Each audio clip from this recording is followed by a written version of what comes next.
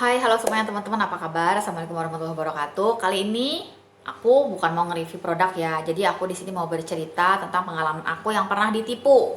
Jadi aku dua kali ditipu. Pertama aku ditipu sama sutradara abal-abal yang ngajak syuting. Terus gue disuruh bayar sekian, katanya dijanjin gue mau diajak ke Beijing, padahal bohong ya. Yang kedua gue pernah ditipu sama satu travel agent abal-abal. Nah, di sini aku mau sharing cerita aku. Jadi aku sekarang nggak cuma mau nge-review produk doang ya, tapi aku pengen lebih kayak ke storytelling. Tapi ini pengalaman pengalaman pribadi yang bisa banget buat early warning kalian, bahkan bisa memotivasi kalian juga gitu. Jadi buat kalian yang pernah ditipu, terus udah gitu pengen ngelapor ke polisi gimana caranya, nanti aku kasih tahu. Terus udah gitu juga buat kalian hati-hati yang kenalan-kenalan di sosmed gitu. Aduh udah deh, jangan diladenin lah ya. Buat apa sih di sosmed, itu dunia maya gitu kan, nggak jelas juga. Apalagi kalau misalnya diiming-imingin sesuatu lah, duit atau dirayu-rayu gitu, gombal banget gitu ya. Jadi kalian silahkan simak videonya, pengalaman aku, insya Allah banyak banget hal positif dan hikmahnya dari pengalaman aku ini. Ya, selamat nonton. Oke, di sini gue mau cerita pengalaman gue ditipu sama sutradara abal-abal ya. Jadi waktu itu kejadiannya tahun 2016. Itu berarti 5 tahun yang lalu. Itu gue masih rada gaptek. Gue cuman punya akun itu cuman Facebook aja. Terus handphone gue pun pakainya BB gitu ya. Gue belum punya Instagram. Di situ tiba-tiba ada yang ngechat gue, nge-inbox gitu ya di Facebook. Dia bilang, ya biasa lah ya modus ya, muji-muji gue gitu. Kamu sukanya foto-foto ya, fotonya bagus-bagus loh, kata dia gitu. Oh iya. Terus enggak, pertamanya gue, ini siapa orang inbox gue. Terus gue kan kalau ada yang inbox itu malas banget ya gue ladenin. Gue cek dulu gitu profilnya. Pas gue klik profilnya siapa, ternyata dia itu mengaku sebagai Angga Dwi Sasongko, sutradara Filosofi Coffee loh. Terus gue scroll ke bawah, itu tuh foto-fotonya banyak kegiatan-kegiatan dia, mau lagi syuting lagi segala macem lah. Wah, sutradara nih yang nginbox gue pikir gitu kan. Jadi gue respon tuh, oh iya makasih ya, emang gue senang foto gitu. Sudah gitu, iya bagus-bagus banget ya kamu, fotogenik, bla bla bla, gombal banget gitu kan ya. Ya udah, akhirnya kita jadi sering ngobrol tuh, ngobrol-ngobrol. Terus dia bilang gini, boleh nggak minta nomor handphonenya. Saat itu gue belum pakai Android ya, gue masih biasa lah, gue masih pakai BlackBerry gitu. Udah gitu dia bilang dia lagi ada proyek nih, dia mau bikin sinetron I Love Beijing gitu kan. Itu kan dulu yang Rafina Temat itu loh, itu kan film bioskop ya. Katanya sih di Visinema itu lagi mau ada proyek sinetronnya gitu. Udah gitu dia bilang, kamu itu aja, kamu kayaknya cocok, dia bilang gitu kan. Coba kamu kirimin video perkenalan diri gitu. Udah gitu, masa sih gitu. Wah, pokoknya dasar guanya juga masih oneng, masih gaptek. Terus gua tuh kesenengan gitu, digitu percaya aja gitu kan. Ya sudah, setelah itu dia akhirnya nelpon tuh ke gua, ngobrol ketawa-ketawa, pokoknya akrab dan orangnya tuh asik gitu ya. Kata dia gini, nanti kita syutingnya di Beijing ya. Ih, keren amat ke Beijing gitu kan. Gue belum pernah kepikiran gitu. Saat itu pun gue masih buta wisata, gue belum pernah keluar negeri. Pokoknya aduh, gue bener-bener belum pernah jalan-jalan yang jauh-jauh gitu ya. Ya kalau ke Bali mah udah gitu ya. Maksudnya tuh gue saat itu memang udah jarang banget jalan-jalan gitu. Tiba-tiba ada yang ngajak gue ke Beijing syuting pula. Wah, gue udah kegeeran aja lah gitu ceritanya ya.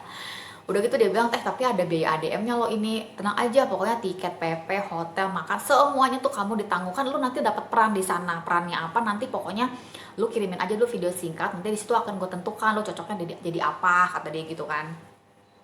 Oh gitu, terus gimana? Ini biaya ADM-nya cuma 2.500.000 kok, kata dia gitu kan. Ah, beneran nih cuma segitu, ini bayar apa sih? Pokoknya apalah gue lupa gitu. Terus dia terus-terusan gitu ya, kayak apa sih, ngeprospek gue gitu ya, nelpon pagi-pagi segala macem. Terus dia lama-lama dia nge-push gue untuk segera transfer gitu. Tau gak, gue transfer loh. Ini nih buktinya, masih gue simpen. Buktinya gue disuruh bayar 2.500.000 dan gue transfer, ini masih gue simpen loh buktinya. Udah udah burem ya tulisannya, udah gak kelihatan. Ini tahun 2016. Gue disuruh transfer ke rekening BCA atas nama Dwi Kora Setiawati ya. Gue cari di Facebook, Instagram gak ada nama itu, tapi gue cari di Google, di LinkedIn ada nama Dwi Kora Setiawati. Tapi kan gue nggak tahu ya namanya, nama orang kan banyak, nggak cuman dia doang ya. Di sini gue mau cerita, berbagi pengalaman sama kalian, hati-hati banget lah ya gitu. Kalian jangan segampang itu kayak gue. Nah udah singkat cerita nih, gue transfer 2.500.000 itu, terus dia itu mengulur-ngulur waktu. Oh dia nanya gini, lu udah punya paspor belum gitu, gue bilang lu bikin dulu deh katanya. Udah gitu ya udah, akhirnya gue cepet-cepet tuh ke imigrasi kan. Dia bilang gini, udah lu gak usah ke imigrasi, om gue ada kok kerja di imigrasi, nanti lu transfer aja katanya ke rekening dia, nanti langsung bikinnya sama kok harganya 355 kan. Iya katanya gitu. Gue bilang enggak gue bikin di imigrasi aja. Dia bilang nanti lu di interviewnya susah loh, kalau sama om gue tuh gampang ini gini. Alhamdulillah saat itu gue nggak tertarik, gue langsung ke imigrasi. Itu pagi-pagi abis sholat subuh ya, gue langsung berangkat karena ngantrinya panjang banget. Itu tuh kuotanya kalau nggak salah sehari cuma 70 orang tahun 2016. Akhirnya jadilah paspor gue gitu kan ya, ceritanya gue mau ke Beijing nih gitu kan, udah seneng aja. Udah dapet, jadi lu bikin di imigrasi udah gitu. Coba foto ini, gue fotoin kan. Interviewnya gimana?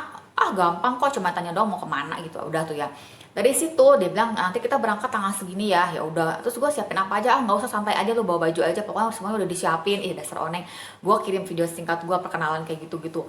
Terus dia mengulur-ngulur waktu gitu, tarik ulur udah gitu. Gue kan udah jadi kesel nih, kapan sih lu, bener nggak sih? Bener lah, tenang aja. Nah, gue scrolling lagi tuh Facebook, maksudnya gue cari yang namanya Angga Dwi Sasongko. Loh, kok ada 2 Facebooknya gitu? Gue tanya, Facebook lu ada 2 ya? Dia bilang, lu jangan chat yang satunya lagi ya. Lu itu soalnya Facebook gue untuk kerja. Kalau pribadi tuh yang ini aja, kata dia.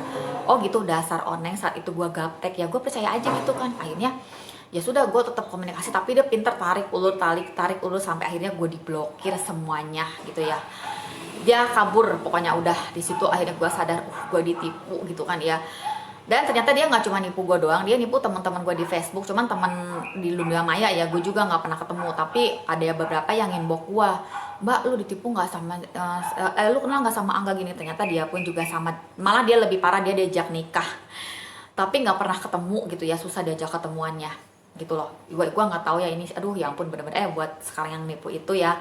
Lu tahu gak sih, gue dapet berkah luar biasa loh setelah lu tipu. Nanti gue ceritain ya di episode yang berikutnya, part yang ketiga. Yang tadi ya, jadi tuh akhirnya gue jadi bikin paspor nih, paspor gue. Ini gue bikin 5 Januari 2016 nih. Kejadiannya kan emang sekitar, berarti gue 2015 kali ditipunya ya, akhir-akhir awal pertengahan gitu deh. Karena lumayan lama sih dia tarik ulur gue. Gue pikir akhirnya paspor ini ceritanya tadi buat ke Beijing gitu kan. Tapi lu tahu nggak? Gue mau kasih tahu ya, kalau lu ditipu orang ya, dan lu tuh tidak bersalah gitu. Lu tuh hati lu bersih, lu percaya sama dia, ternyata dia jolimin lu, tenang aja teman. Berarti Allah Tuhan bakal ngasih lu keberkahan yang luar biasa dari kasus penipuan itu gitu. Buktinya pas gue punya paspor ini nih, setahun kemudian, lu tahu nggak, dengan paspor ini gue alhamdulillah gue bisa diundang Allah ke Baitullah. Jadi dengan paspor ini gue bisa umroh. Lu bayangin, gue yakin ya, ini paspor gue ini nih, paspor yang tadinya buat ke Beijing ditipu orang, sorry ya, ditipu orang itu nih, ini nih, ternyata membawa gue bisa jalan-jalan ke luar negeri itu, dan gue bisa punya travel agent. Bayangin, itu keberkahannya dari kita ditipu sama orang. Setahun kemudian setelah gue bikin paspor gitu ya, tiba-tiba gue bisa berangkat umroh. Gue yang buta wisata, nggak tahu apa-apa, nggak tahu ke luar negeri, paspor aja setahun baru kepake gitu ya. Tapi lu tahu nggak, gue langsung kemana tujuannya? Gue langsung beribadah umroh. Ya Allah, alhamdulillah. Itu tuh berkah. Gue percaya ini adalah berkahnya gue dijolimin dan ditipu orang. Lu yang nipu gue dulu ya, yang ngaku-ngaku saudara Angga Dwi Sasongko, gimana hidup lu sekarang? Gue aja dikasih berkah luar biasa sama Allah. Lu juga pasti kan dikasih karma buruk luar biasa kan? Terima aja deh, emang pantes lu kayak gitu. Teman-teman hati-hati ya, jangan sampai kejadian sama kamu gitu ya. Gue yakin lu pasti nggak bakal, insya Allah, karena teknologi udah canggih ya, dan kalian pasti udah pinter-pinter. Dulu tuh gue gaptek, makanya jangan mau jadi orang gaptek, rugi deh ditipu. Abis ini gue mau ceritain lagi penipuan lagi nih, gue ditipu lagi nih. Abis jadi itu gue ditipu sama travel agent abal-abal. Nanti gue ceritain ya. Teman-teman di like dan di subscribe ya channel aku ini ya, karena nanti aku bakalan ceritain lagi hal-hal yang menarik, yang bermanfaat, yang positif, yang juga sekali-kali aku akan reward produk lagi gitu. Dan akan ada beberapa hal yang motivasi buat kalian lah. Gue akan ceritakan sesuatu yang bisa memotivasi kamu. Teman-teman makasih banyak ya, sampai ketemu lagi di video yang selanjutnya. Dadah.